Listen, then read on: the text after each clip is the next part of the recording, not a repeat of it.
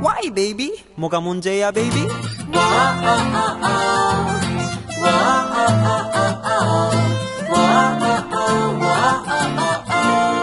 Hey, one. Anyone please? 제발 사랑 좀 줘요. 네가 날 싫어해 하는 걸 알아 나는 서운해. 그럼 날 왜 넌 못 이해해? You don't understand. 난 너를 좋아한다고. 내가 뭘 잘못했는데 내게 왜 그러는데 그럴수록 난 되게 섭섭해. I'm so sad. 그러니까 슬슬.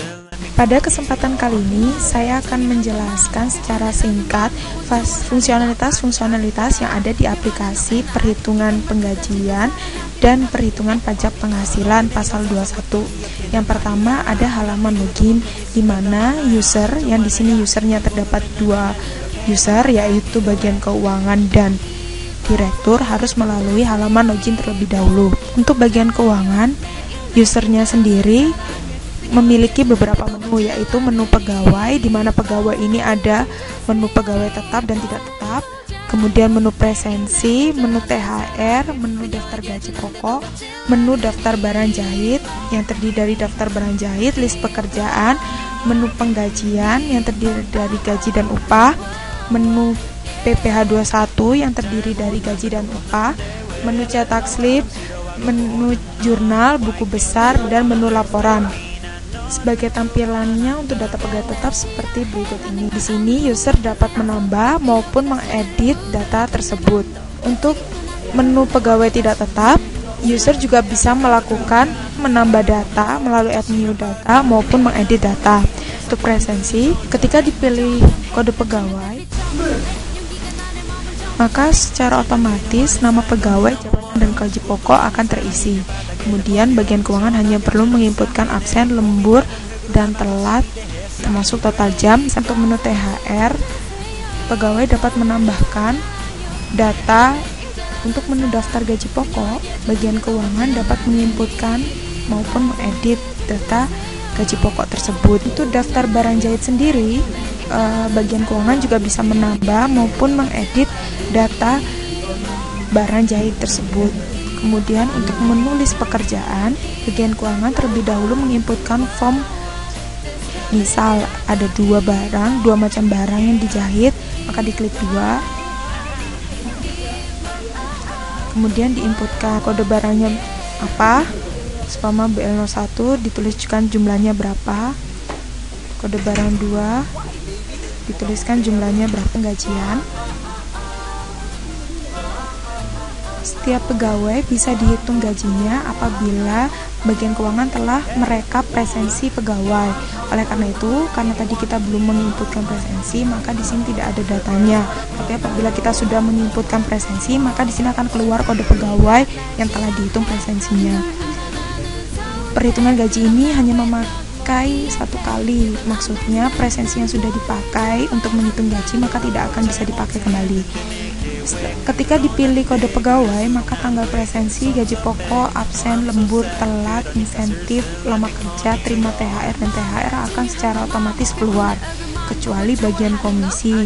Di komisi kita harus menginputkannya sendiri karena setiap bulan setiap pegawai menerima komisi yang berbeda-beda. Setelah dihitung, maka kita bisa melihat historinya di view history perhitungan gaji.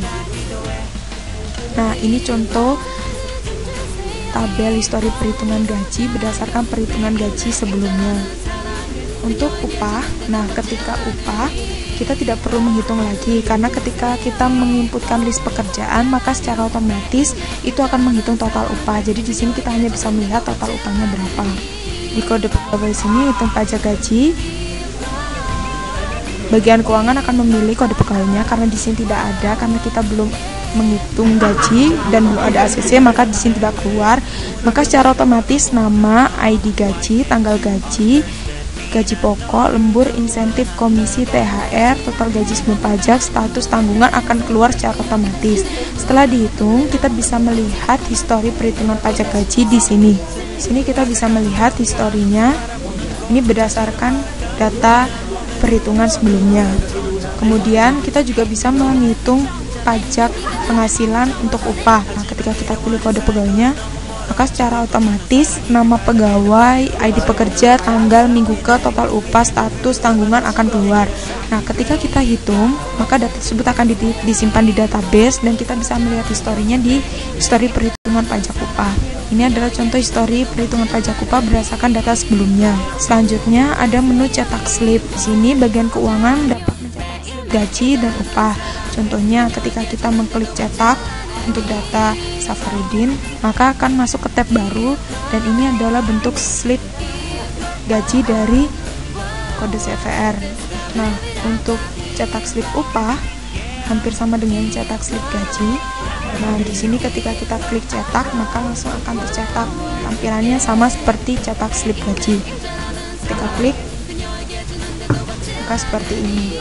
Untuk jurnalnya sendiri, menu jurnal adalah seperti contoh ini, bulan langsung otomatis. Ini adalah record untuk bulan Agustus dan tahun 2014. Untuk buku besarnya, pilih terlebih dahulu tahunnya, kemudian akun yang akan dilihat. Ketika diklik cari buku, maka akan muncul seperti ini. Ada tanggal, keterangan ref, debit, kredit, saldo, debit, kredit. Peran gaji di sini adalah untuk melihat data gaji pegawai yang belum di ACC, ya, karena tidak ada data yang belum di ACC, maka di sini tidak keluar. Apabila ada data yang masih belum di ACC, maka di sini akan keluar, sehingga bagian keuangan tahu untuk gaji siapa saja yang belum di ACC. Untuk upah sama seperti gaji, laporan upah itu hanya melihat untuk data yang belum di ACC, karena di sini tidak ada data yang belum di ACC, maka tidak keluar. Nah, demikianlah menu-menu yang ada di aplikasi untuk user bagian keuangan. Selanjutnya kita akan melihat aplikasi yang ada di user milik direktur. Nah, ini adalah contoh aplikasi yang ada untuk user direktur. Di sini user bisa lihat jurnal, buku besar, dan laporan. Nah, di laporan inilah gunanya direktur untuk meng-ACC atau menyetujui. Ya, demikianlah contoh dan tampilan dari aplikasi yang saya buat. Semoga aplikasi ini dapat memberikan pengetahuan untuk Anda sekalian. Terima kasih atas perhatiannya. Wassalamualaikum warahmatullahi wabarakatuh.